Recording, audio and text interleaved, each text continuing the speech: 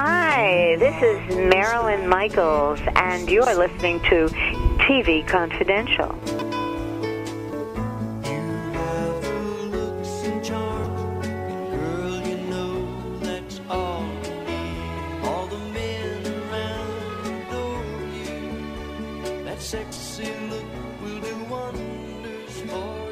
Since we have a few minutes, we will round out this segment by playing more of Greg Ehrbar's conversation with author and television historian Herbie J Pilato. Herbie's latest book, Mary, the Mary Tyler Moore story, is a cradle-to-grave look at the complex life of the actress known to all of us as the star of The Dick Van Dyke Show and The Mary Tyler Moore Show. Mary, the Mary Tyler Moore story, is available in hardcover paperback and as an ebook through our friends at Jacobs Brown Media. Earlier in the program, Greg and Herbie were talking about Mary Tyler Moore's ill-fated foray into variety television in the late 1970s. As we pick up the conversation, the other thing that I always wondered was, because she did so much music on the Dick Van Dyke Show, and she had a lovely singing voice, and had Breakfast at Tiffany's been a success, there would have been a cast album. She never recorded anything, and almost every... She was on album covers. Oh, I know, and I'm so glad they're in there, and I have a few of those. I do have I think it was the Tops label. Yeah. Yes. Oh, I treasure those. Yeah, in her early, it's just so everybody knows, in her career, Mary modeled for Latin album covers. Yes, yeah. Songs of Mexico, and it looks like Mel Cooley said, Rob, a friend of mine has this little record company, in Brooklyn, and they record these things in Europe, and they're 99 cents at Corvettes. And could Laura possibly, go model for him? Well, I don't know, Mel. I guess so. Oh, Rob, can I? Modeling is so fun. So it looks like Laura. She's still got the spray hair and all, and you can go Google them. That must have been right before. Yeah. Right before. Yes. But she never actually. Dick Van Dyke did Songs I Like by Dick Van Dyke, and of course he recorded a lot of stuff because of his other stuff. But she never even did a single. No. Bob O'Brien didn't get to put her in his book of TV stars that recorded something. Yeah. And there's sadly no original soundtrack album from the Dick Van Dyke Show, which was loaded with musical numbers. When those two, Dick Van Dyke and Mary Tyler Moore, did their numbers, time stops. Yeah. You just watch them and you're like, are you kidding me? She always wanted to be that movie star of the movie musicals. She did it. She really did it. She did it in those scenes on Dick Van Dyke Show. And as far as I was concerned, after the Dick Van Dyke Show, neither Dick Van Dyke or Mary Tyler Moore needed to do anything ever again. They were so wonderful on that show. So anything extra that they did is really extra. Yeah, it's gravy. Well, I don't even think in Early Modern Millie she has a song, does she? No, that was really Julie Andrews' film. It wasn't Mary's film. And Mary, she kind of acted kind of silly in it. And it didn't present her in the best light. That was supposed to be her big break in it. It was just another, good movie for Julie. And Mary got lost in it. And then she started doing all those dreadful films. And she ended up with the final one, Change of Habit. Yeah. As a nun opposite Elvis Presley as a surgeon. So, Dr. Elvis and Sister Mary. That's what it should have been called. The TV version. Yeah. When they make a series out of it. Yeah. With Ronnie Troop, who couldn't play Sister Catriel. And Clu Gulliger. That's who I'm picking. Clu Gulliger. Thank you for saying his name correctly. I've been waiting for 75 years to figure out how the hell do you say his name. You're listening to Greg Ehrbar's conversation with Herbie J Pilato about his latest book, Mary, the Mary Tyler Moore story. Mary, the Mary Tyler Moore story, is available in hardcover, paperback, and as an ebook through jacobsbrownmediagroup.com, amazon.com, and wherever books are sold online. It's a fascinating story, and every time I would finish a chapter, I'd go over the psychological ramifications of Mary Tyler Moore's problems with my wife. I'd say, but on the other hand, Mary was like this. But on the other hand, she was dealing with her brother's death, and she kind of helped him. But then on the other hand... But on the other hand, she was dealing with her parent. Oh, that was another thing. And I don't want to give away too much. Her brother just dies, and she's part of that. And then her friends get together, and the cast of the show were very close, and they're there. And her parents come to the door, and it might as well have been the UPS guy. Yeah. The UPS guy would have been nicer. Yeah. And you kind of see from that scene, it speaks volumes about, you got to hand it to her for how far she came. Yes. Oh, and that is the truth, because with all the issues that she had, it is amazing that she got as far as she did in every realm of her. I mean, she was just a very, very successful person. But here's the thing. I believe in my heart of hearts, had she not had the plastic surgery, that she'd still be with us. Because when you're diabetic, and I covered this from both ends with various doctors in this book, when you're diabetic, you're really not supposed to have elective surgery. You're not supposed to have any kind of surgery. She went back under the knife, several times.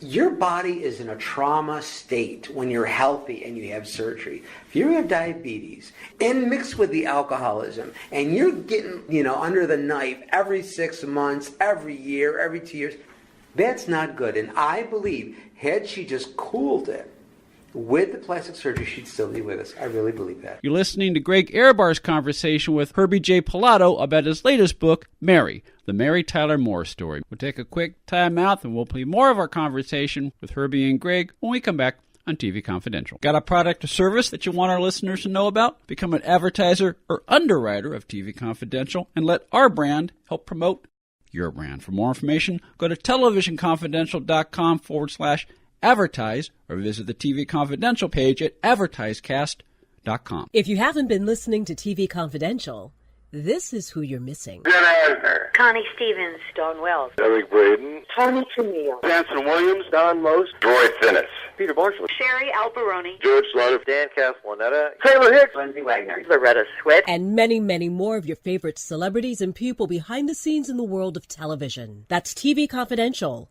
Every week on this station and every day online at televisionconfidential.com. One more item, the Disneyana Fan Club collectible show and sale is the place to go to find the very best Disney collectibles and products, old and new, for purchase. This year's Disneyana Fan Club collectible show and sale takes place Sunday, May 5th from 9 a.m. to 5 p.m. at the Delta by Marriott Hotel, located at the corner of Chapman and Harbor, south of Disneyland and Garden Grove, California. Everything Disney will be there that day, including collectibles of all ages, artwork, figurines, stamps, postcards, CDs, and albums. Special guests scheduled to appear that day will include Will Ryan, Margaret Tinkerbell Kelly, and TV Confidential's Greg Ehrbar. There will also be a silent auction, plus door prizes, raffles, and a whole lot more. For tickets and more information, go to DisneyanaFanClub.org, DisneyanaFanClub.org. Hi, this is Harpo Marx, and you're listening to TV Confidential. You never knew I sounded like this, did you? Ed Robertson with a few minutes, enough time to tell you about our new subscription program called Confidant Access. Confidant Access, featuring additional monthly rewards. As a TV Confidential Confidant, you will receive a brief preview of each week's edition of TV Confidential before it is broadcast, exclusive access to audio streaming or downloadable MP3s of the last 5 years of audio archives of TV Confidential, featuring more than 400 hours of interviews, lively discussions, and inside information. You'll also receive the opportunity to email questions in advance for possible inclusion in guest interviews, plus exclusive access to classic editions of TV Confidential, and more. To find out how you can become a TV Confidential Confidant, go to televisionconfidential.com/join. Enter the promo code CONFIDENTIAL at televisionconfidential.com/join, and you will receive $5 off your first month of membership. Go to televisionconfidential.com/join. Enter the promo code CONFIDENTIAL. In the meantime, Greg Ehrbar is with us for the remaining moments of his conversation with Herbie J Pilato about his latest book, Mary, the Mary Tyler Moore Story, the first objective cradle-to-grave biography of Mary Tyler Moore. Very interesting that Lou Grant's last name was Grant Tinker's first name. Yeah, and it's funny also that her favorite episode is where Mary Richards isn't perfect. When she has the hair bump. Oh, yes. And then she gets up and she wins the award, and she's all upset because I have a bump in my hair. And you know what? It's what everybody loved about Mary is that she was accessible on that show. That's why both men and women loved her. Yeah. Because she wasn't intimidating that way. And yet, off-screen... It was the phrase the TV Guide used for Elizabeth Montgomery. She seems infinitely unknowable. And there's a moment in here where I believe it's Cloris Leachman who approaches her about, why am I not in Mary and Rhoda? And as she did on several occasions, she looked at her, smiled, turned away, and walked away. Yeah. How do you do that to people? But that's what she did. Well, you know, and I watched a few behind-the-scenes moments of the Mary Tyler Moore Hour variety show on YouTube, and you know, in between scenes when the director yells cut and Mary's just communicating with the audience, there was no Carol Burnett chemistry with the audience off camera. You know, she did not know how to communicate with people in that way. She was good to her fans when they would approach her for an autograph. But in a situation like when she was a host of a variety show, she's on stage and the audience is there and she's here, the audience is there. Yeah. And she's here. She is the star. There's no, hey, how you doing? Come on up on stage, let's chat. No. So I think people saw through that too on screen when the cameras did roll. You know, when many times fans would approach her and they'd say, take a picture. They'd take a picture. Okay, great, let's go. And something would be happening with the camera. The fan would be taking too long. And she would smile, and she, you know, through the smile, she'd say, okay, hurry up. Come on, hurry up. Yeah. So it was real, but it wasn't real. It was nice, but it wasn't really nice. Well, that was part of, I think, the chemistry of why her best sitcom roles worked, too. Is that when you had Rhoda was a conduit toward Mary. We're like Millie, you know. Yes. Oh, Millie was just adorable. Just as adorable as all get out. Mary and Rhoda, the TV movie, really began as a sitcom that Valerie Harper and Mary Tyler Moore were going to do together because they had a conversation about it on the Rosie O'Donnell show. But Mary halted the sitcom version because I think Valerie Harper looked as gorgeous as she always looked without plastic surgery. Mary, by that time, did not look like, as I've said before, Laura Petrie, Mary Richards, or Mary Tyler Moore. So I think there was an issue there with ego. So they ended up doing Mary and Rhoda, the TV movie, just because, well, look, we got to do something with this deal that we have. Forget the sitcom, so let's just do the movie. Pretend to make it a backdoor pilot, but it would never be that. Mostly, too, because it was a 2-hour movie, filmed like a movie, had no connection whatsoever to the original series. It was like some alternate, bizarro universe of Mary and Rhoda. It wasn't the Mary and Rhoda that we knew, and it wasn't the Mary Richards that we knew. It was the Valerie Harper as Rhoda that we knew, but in between all of that, it just got all crazy. Now, which brings us to the real relationship behind the scenes between Mary Tyler Moore and Valerie Harper. Mary Tyler Moore and Valerie Harper were best friends, on screen and off. But, like in reality, they didn't always get along, okay? And it was their professionalism that shielded them from letting anybody know this during the 70s and the 80s and the 90s, because they didn't want to deflect from the relationship that Mary Richards had with Rhoda on screen. But there were some issues there that Mary had with Valerie and Valerie had with Mary, some of which occurred on the Mary and Rhoda TV movie. Valerie apparently wanted more control over it. Mary wouldn't give it to her, and there was a rift because of that.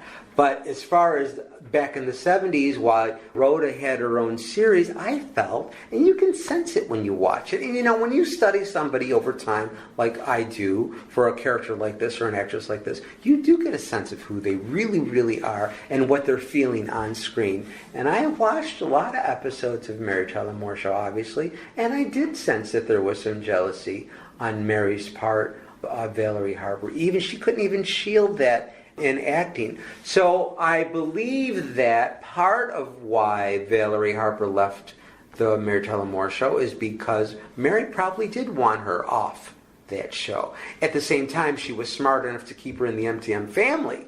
Because at some point, and a lot of this is my opinion, and at some point, however, this is not my opinion, Valerie Harper was approached from another source to do another show, and Grant and Mary wanted to keep her in the fold. Do you get along with people 24 hours a day that you've known for 30 years? Of course not.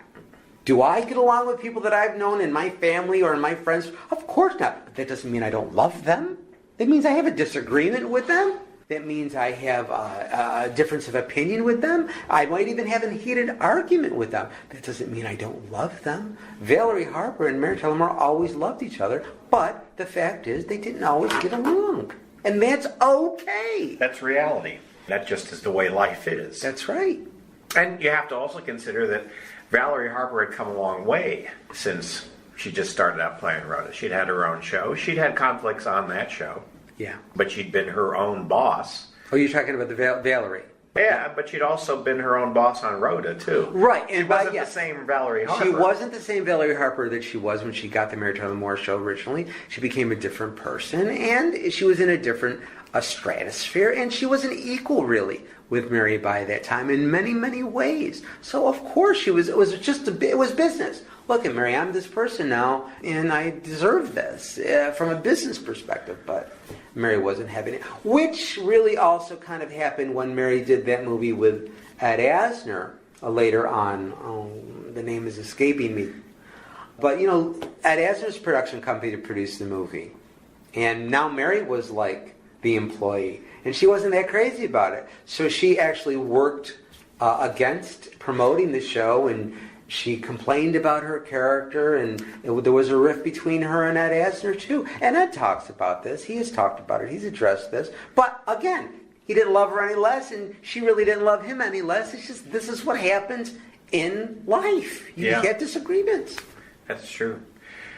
You're listening to Greg Ehrbar's conversation with Herbie J Pilato about his latest book, Mary, the Mary Tyler Moore Story. Mary, the Mary Tyler Moore Story is available in hardcover, paperback, and as an ebook through jacobsbrownmediagroup.com, amazon.com, and wherever books are sold online. I know we've talked about a lot, Yeah. but there's a lot more Yeah. inside. This is a lengthy, but not by any stretch of your imagination, long and plodding. This is a very, very digestible book. And I worked hard to do that, too, because there were things you left. There could have been 1,000 pages, but you got to pick the right quotes that represent the entire thought of what was going on by what many people were thinking, or that one quote of Mary's that represented how she felt at that time as opposed to what everybody else was saying about it. I tried to make it bright and breezy, and I tried to have it connected. Switch Upon a Star which was my biography on Elizabeth. Every chapter was kind of its own book, and little pieces of each chapter bled into each other. With Mary, the Mary Tyler Moore Story, it is more of a narrative, where I did want people to turn the page and have it flow from one chapter to the next. That's why I didn't title the chapters. I just titled the sections. Yeah, that's true. I just called it Chapter 1, Chapter 2, Chapter 3, because I didn't want it to be invasive. And I didn't even put quotes at the top of each chapter like many authors do and like I've done in the past. I just wanted people to say, okay, Chapter 3 is ending, let me go to Chapter 4 immediately. Let me not have any thoughts that break up the flow. I didn't even want pictures in the chapters. That's why I put them in the middle of the book. I didn't want people to be distracted by the pictures, which I see a lot in books today. This is a biography. It's not a TV companion book. It's not a movie book. It's not a coffee table graphic book. It's a narrative biography, and I wanted people to read the book. Well, it is a very interesting take, and like we said, it takes, especially in the last two-thirds, a different turn that other books haven't. It gives you what you need up front if you don't know. And for those of us, also a refresher, because it covers from every angle what has been in various books. And it gives you, make the references, so if you want to find out more, you can definitely go to those places, and there's notes at the back if you want to do that. Because now there's so many ways to get this source material. Yes. It's almost infinite. Yes. But a lot of this has never been written. A lot of it has never been written before, and certainly all of it has never been packaged together in one product where it's on a shelf and you can reference everything that you could possibly want to know about Mary and her life and career from the day she was born to the day she passed away, and the last thing she did, which was Hot in Cleveland with Betty White and Valerie Harper and Cloris Leachman, and they reunited on that series. Which is a very touching moment. I mean, there's a lot of very touching moments, there's a lot of happy moments. A complicated and engrossing portrait of a very interesting and... complicated and engrossing person. Yes, and iconic person. Yeah. You don't come away thinking, I wish I didn't know that. You still love her. Yeah. Because sometimes these biographies are hell-bent, and it isn't out to do that. And it's also not a puff piece. No. There's no puffy. No, there's no puff piece, and there's no travesty and salaciousness. It's all, this is the way it is, and it's okay to be complicated. It's okay to be confused and tormented. It doesn't make you a bad person if you don't get along with people or if you're an alcoholic. Herbie J Pilato is the author of Mary, the Mary Tyler Moore story, the very first full-scale, objective, cradle-to-grave biography of actress Mary Tyler Moore. Mary, the Mary Tyler Moore story, is available in hardcover, paperback, and as an ebook through our friends at Jacobs Brown Media Group. You can also find it at Amazon.com and wherever books are sold online. You can follow Herbie J Pilato on Twitter and on Facebook. Herbie's website, herbiejpilato.com. A reminder that Cecilia Leal plays Michaela on Marvel's Cloak and Dagger. Cloak and Dagger airs Thursday nights on Disney's Freeform. Cecilia Leal also appears opposite Haley Lou Richardson in the romantic drama 5 Feet Apart. 5 Feet Apart is playing in theaters everywhere. And finally, My Four Holllywood Husbands by Joyce Bulifant. My Four Holllywood Husbands is available at JoyceBulifant.com, Amazon.com, and wherever books are sold online. You can follow Joyce Bulifant on Twitter at Joyce Bulifant, as well as Facebook.com/Joyce Bulifant Official. That'll do it for our program this week, folks. Ed Robertson, on behalf of Tony Figueroa, Donna Allen, Phil Grace, Greg Ehrbar, and our producer, Chris Corman, thank you so much for listening. We will talk to you next time on TV Confidential.